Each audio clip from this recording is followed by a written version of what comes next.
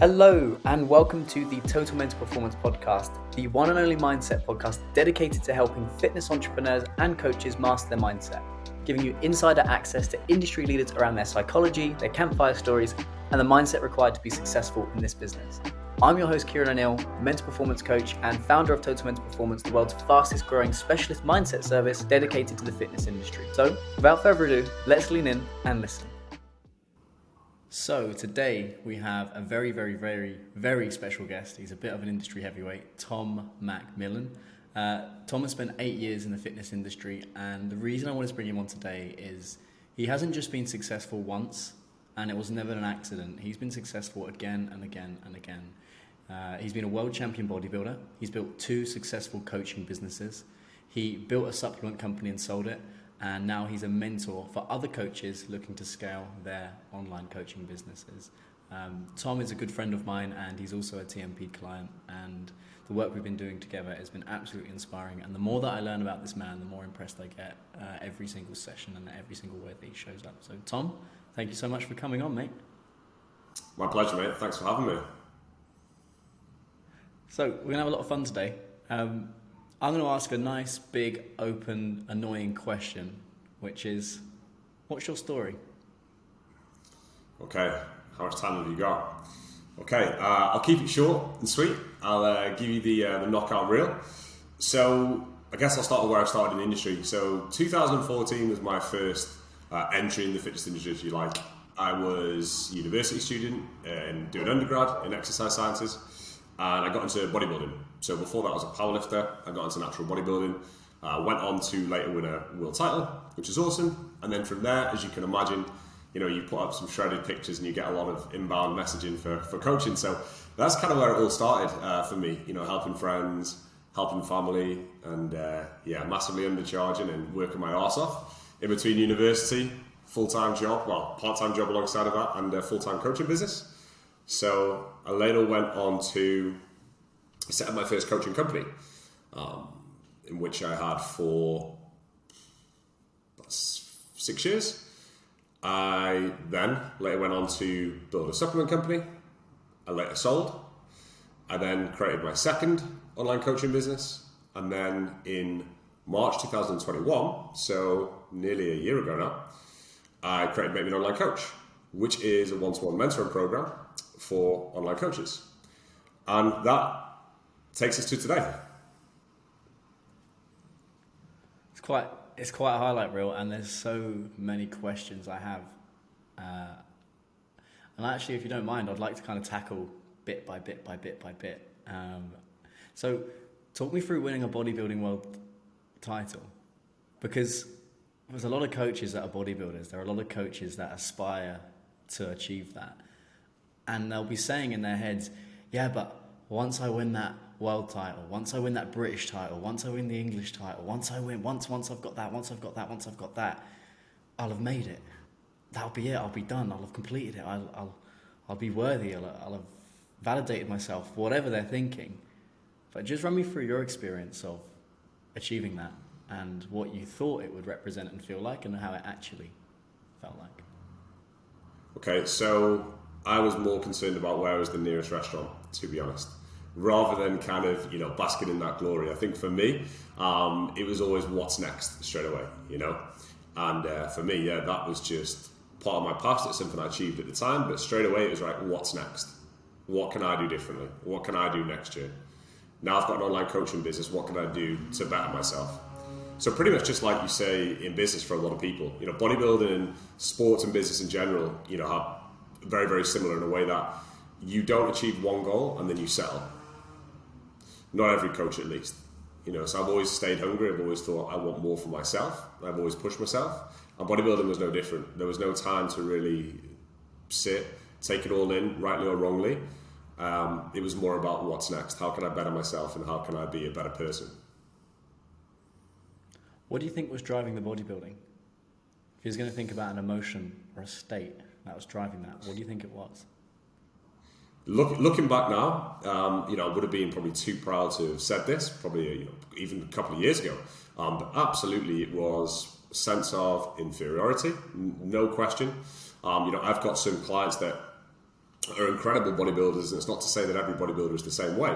But I think for me, it was absolutely, masking something that was there. So masking my low self-belief, masking low confidence, masking an inferiority complex, and wanting to be, more masculine, wanting to be that powerful guy, being a skinny kid, a confident kid. And that's what I think it was for me, bodybuilding. It was definitely that. It was an outlet as well to express kind of aggression that you have when you're, a 19, 18, 19, 20, 21-year-old guy. But absolutely, I think the driving force behind that was to definitely because I felt inferior and I wanted to feel superior. I wanted to feel like somebody and I wanted to be somebody back then.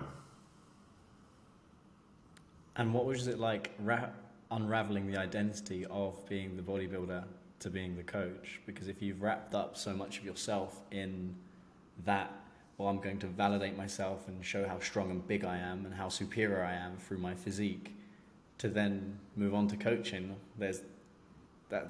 I'm guessing it wasn't a switch overnight. There probably was some parts of that were a little bit uncomfortable, a bit odd.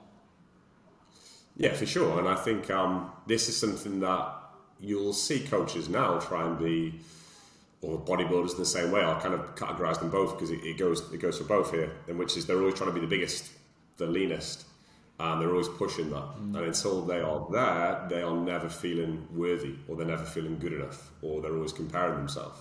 And it cripples them. It cripples them from a competitive point of view. Yourself, obviously, as an ex-boxer, as a competitor, and from a business point of view, a lot of coaches will do the same thing. They'll essentially say, right, I wanted to be somebody. I want to be the best coach there is, because they're kind of that competitive. And you'll quickly realize, especially now, online coaching is huge now. It's huge. Like when I started coaching, there was coaches about, but you'll be talking about, the OGs. So you're Lane Norton. You'll talk about, 3D muscle journey. People now that like the new kids coming up probably don't even know who they are, So there are coaches there, but it wasn't as popular as it is today. And I think absolutely, if I was now coming into the industry today with the low confidence that I had and that low self-worth, I would have needed someone like yourself back then. Because you're always going to try and be that better coach, the best coach, have the most followers, have the best content, have the best client results. And I think a lot of coaches can get crippled by that. I know I certainly would have had I not have worked on improving my mindset and changing my identity. So yeah, I think it was a massive learning curve for me to finally accept you're not going to be the biggest, the leanest, the smartest, the richest, or the best coach there is. So interesting, isn't it? Because something that I see with a lot of coaches, particularly on the online space, is it's difficult because, before, where it was mainly offline, the only people you really compared yourself to was people on the gym floor or around you, and maybe on Instagram, maybe if you saw pictures and whatever, but it was less competitive because you had less access. Whereas now, when you see it in, online, if you see it in business masterminds, if you see it wherever, it's a lot easier to compare because people are now sharing their client results, they're sharing their client journeys, and actually people are sharing how much money they're making. And for some reason, human beings have got this thing where if we was gonna, I say this in air quotes, compare one human being to another, there's like 1,000 different factors you can compare each other on, probably 10,000. If you want to go down the physical attributes, it's like, their arms, their back, their hair, their nails, their eyes, their teeth. There's a billion things there.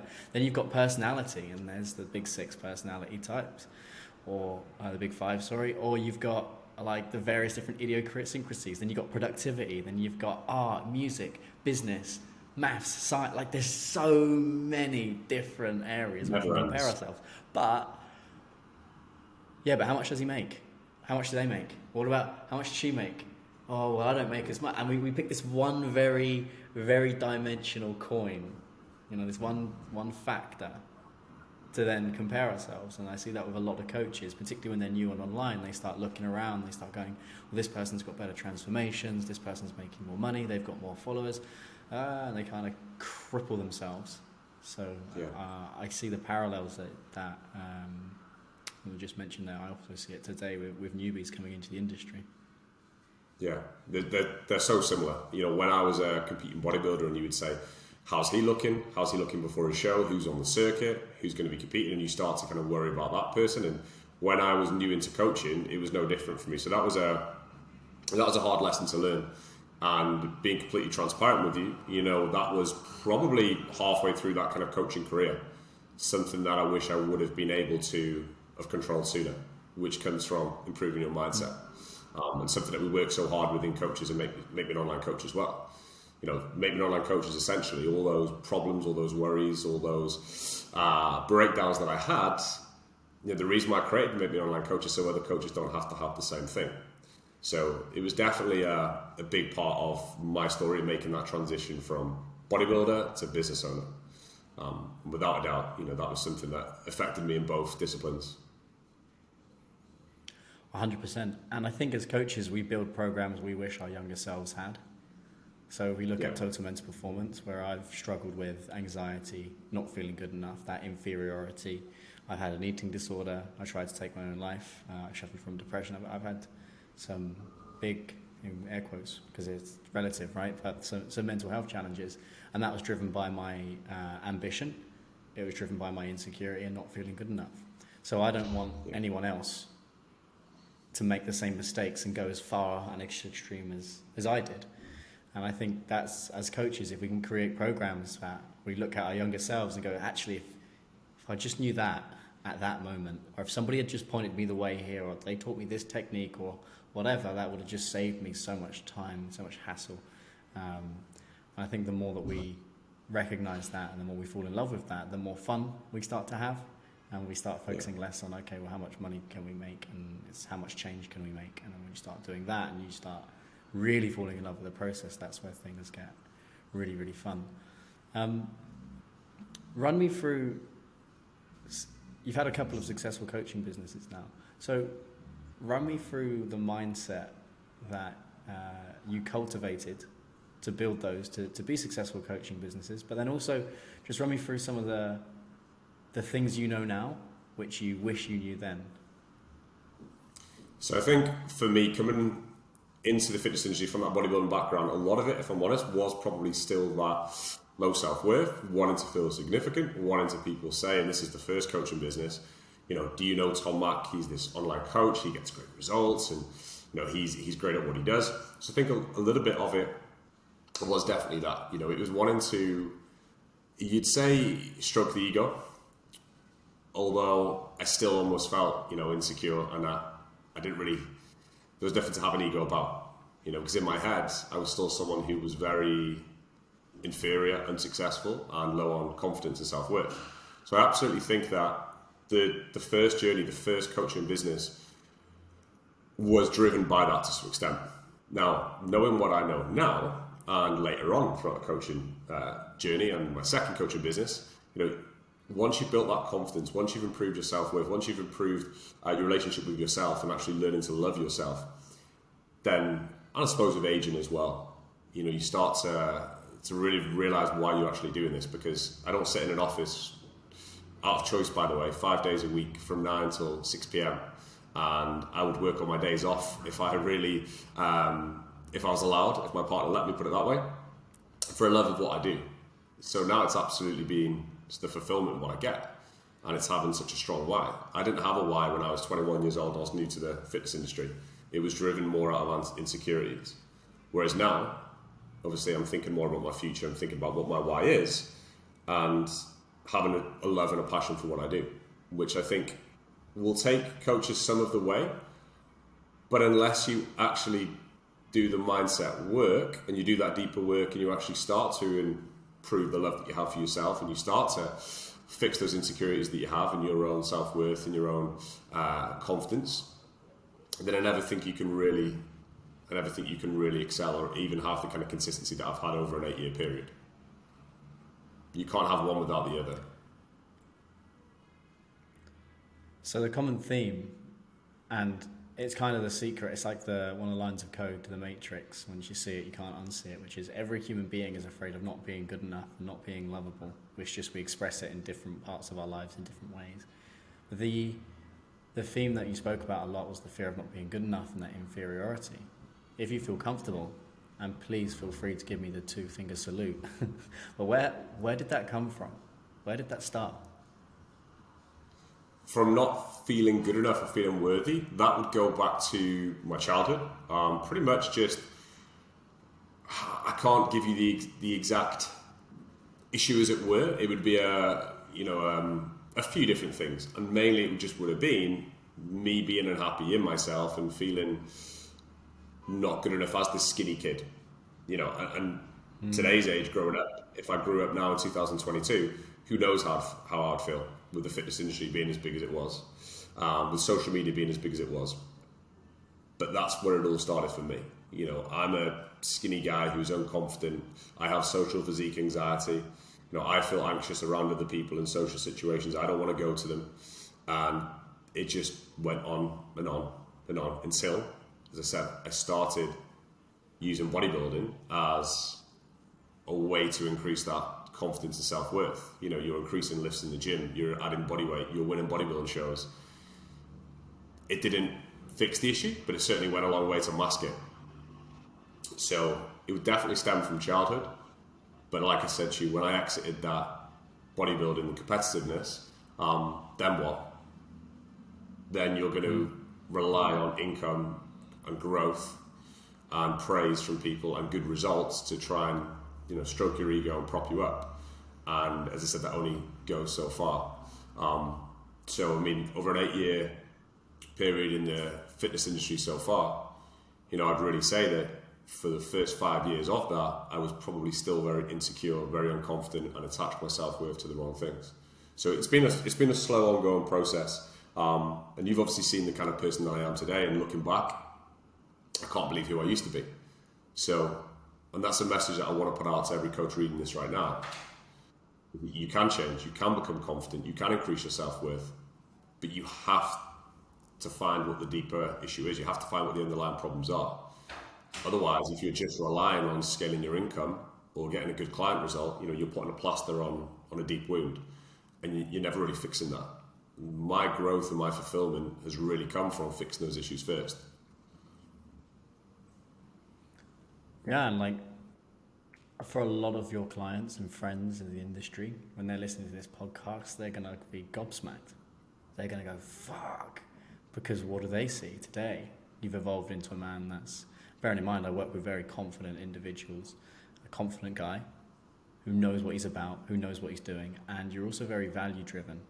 You won't compromise on your morals, you won't compromise on your values, and I really respect that, and it's awesome.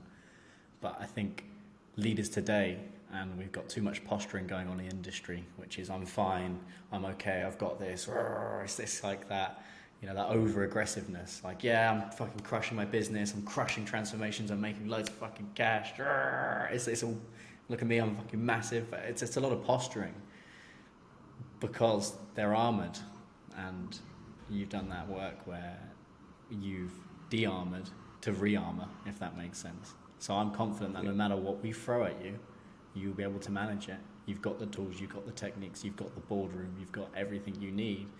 So when these things happen, because life is always going to throw you curveballs, whether you like it or not, you're going to get a banana skin. But the way in which you manage those now is just, you're on a completely different league, but you've taken the time to do that work, to really put the foundations in, to build your playbooks, to build your boardroom, and mate, absolutely smashing it. From a mindset perspective, that's why I really wanted to bring you on the pod. Appreciate it, mate. Thanks for having me. Yeah. So here's an interesting thing, because I think everybody thinks about launching a supplement company at one point, but you've actually done it, and then you ended up selling it. I want to know, and I'm sure our audience want to know, what's that like? Because it's fucking hard. I was thinking about launching a supplement company. This is back when I worked in software sales, and I was going to call it Sales Quicken, and essentially it was going to be nootropics, where it was the name of the core product was going to be called Close, and then there was going to be another one called Open. So I came from some of the old school sales where it was like 100 calls a day to like senior decision makers, like CEOs and VPs, and it was like push, push, push, push, push, push, push. They come up with this idea of a nootropic that would give you the energy, give you the buzz, and then basically we could go and drop it into multiple different sales floors, and the value prop was really simple. If I could help your sales team have more energy and book more meetings and close more deals, would that be helpful? And you kind of do the dream, you design all the packaging, and you're like, yeah, it would look like this, and then you sort of start researching all the ingredients and whatever. But in the end, I looked at all of it and I thought, you know what, that's a lot of fucking work. And yeah. and at the time, I was still closing deals. I didn't quite have the bandwidth to then launch that brand. I thought, you know what, I'll park that. I think every fitness entrepreneur has this dream of launching a supplement company. Very few actually go and get a product to market. That's a very fucking hard thing. The next hard thing is marketing and selling that product. And then the thing after that is actually exiting that business. So can you just give us some insider knowledge on what that experience was like? Have you seen Breaking Bad? It's going to be awkward if you haven't. Yeah. I've seen a few of the first episodes. Picture a scene from Breaking Bad and they're in the RV and they've just got all this chemistry shit and they're just, mixing stuff. Well, that was me in my bedroom in my mum and dad's house. That's what I was like. So I had the raw caffeine powder, I had the raw beta-alanine, and I put it all together. And I had some flavouring, and I would just drink it. And I don't know if you've ever tasted raw caffeine powder, but I think I probably puked it up. But that's where it kind of all started. There's nothing on the market right now that really, and I'm this bodybuilder that wants to be the best that he can be. There's nothing out there that really I want to pay for. There's nothing there that's good enough, so let's go and make it. So that's what I did. And then it did okay. Like it started out, and then it was just kind of sold as an extra product on my coaching business. And then a few later years down the line, we went and we actually created the company. Then obviously we went to a manufacturer and everything else. So for me, I think the biggest thing for me wasn't in terms of the difficulty of it. It was more of the lack of fulfillment from it, because when you're selling something like a product, I know that what that product's doing is it might be getting them better workouts, but is it making them lose 3 stone and then them telling me how much it's transformed their life and how they've now got a great relationship and how they're able to attract a partner and reverse type 2 diabetes and all these things? No, it's not. I'm getting a message saying I had a great workout. Thanks, bro. Where is it fulfilling me in a way that actually helping a coach say to me, Tom, actually now for the first month ever, I don't actually have to worry about covering my bills. I've been able to go to a restaurant or a shop and not look at the price tag. Thank you so much. So when it comes to businesses, relationships are everything for me. They're everything. And when I had that supplement business, it was just the wrong business for my personality. That's what it was. Knowing that there wasn't enough fulfillment in what I was actually selling there, having no relationship, and dealing with those day-to-days of you're posting it, you might be doing the marketing, you might be designing the labels, and you might be formulating stuff, and that's great, and that's what some people enjoy. But for me, it was just, I want relationship-driven businesses, and that's why we exited the business, and then we focused solely on the fitness businesses, and we got rid of it. But that was, in a nutshell, why it started and why it ended. And what runs through the parts that you enjoyed, bits that you loved, and what were the parts that were quite hard? Because a lot of people sort of seem to think, well, I'll just get a white label supplier and then I'll put some labels on and then I'll sell it and whatever. But just run me through the real challenges, because that's not an easy business to set up. There's marketing, distribution, product, there's so much in that. Yeah, it's dealing with manufacturers that are more often than not, in my experience anyway, useless. There's issues with, like you said, distribution. There's issues with customer care. And by the way, you've got giants in the industry such as, bulk powders. You had My Protein. Now supplement companies are even bigger. You've got gyms selling supplements. The competition is huge. People think online coaching is competition. Go and create a supplement company. Then you're going to see what the competition's really like, which you're backed by millionaires, billionaires, and have been in the industry for 10 plus years, with their own labs and everything else. So yeah, it was difficult from that point of view, but I still think that if it was something that gave me the fulfillment, then it would have been something that we definitely worked a lot harder on and pushed a lot harder. At the end of the day, you get out what you put into everything. So even when it came to selling that business, well, if I put more in because it gave me fulfillment, well, it would have meant that we could have sold it for more. Or it could have been that I delegated that out to the business. So for me, yeah, don't get me wrong, it was challenging. There was difficulties there. It's not all glitz and glamour like you probably see. And again, this is the big dog of me thinking, I'm a bodybuilder, I'm going to have my own supplement line, I want my own gym one day, and all of these things that sometimes bodybuilders and sales themselves. But like I said, no fulfillment, no passion, no point. And that's really why, things kind of came to a head with that. But partly it would have been the big dog in me, really trying to be somebody and trying to have something to show for it, to say that I've kind of done something. So yeah. And what's incredible is you managed to reverse out that business and sell it. Most people go, fuck this, and they crumble, and then they just wind the business down, they take on some debt, and off they go. So it's impressive that you managed to reverse out of that and actually get some cash out, so well done. You mentioned a really interesting point there, which was it was the wrong business for me. And I think it's quite interesting because having been in a similar position where perhaps I was in the right business but there wasn't a market, I've also been in the wrong industry. So I used to sell data analytics into retailers. And the fundamental core problem was when I entered the data analytics and retail space, I was £15,000 in debt and really insecure. So yeah, no problem, I'm going to fucking shift the product. But once I wasn't insecure and then I had cash, I realised I despise retail. I really don't care. I could not give a flying fuck how many handbags Chanel sells. I don't care. I don't want to know about it. So sometimes you can find yourself in the wrong business, in the wrong marketplace where you really don't care. And I think that's so important, particularly for coaches. If you're coaching the wrong people, you're not going to enjoy that. If you're coaching in the wrong way, you're not going to enjoy that. Not everybody wants to be an online coach. Some people kid themselves because they think they want the laptop lifestyle, but actually they don't really like the creativity. They don't really like isolation. They don't really like being by themselves. They don't like systems. They don't like marketing. And actually they love being face-to-face. On the flip side, some people are fed up of face-to-face, or you've got on the gym floor PTs that are actually introverts and they don't want to really be talking to people. And actually online coaching might be a better shout. So I think that's a really important point to everyone listening to take home, is make sure that you build a business that you enjoy. We believe that there's 3 coins at TMP that dictate success to us. Number 1 is doing shit that you love every single day, like just loving what you do.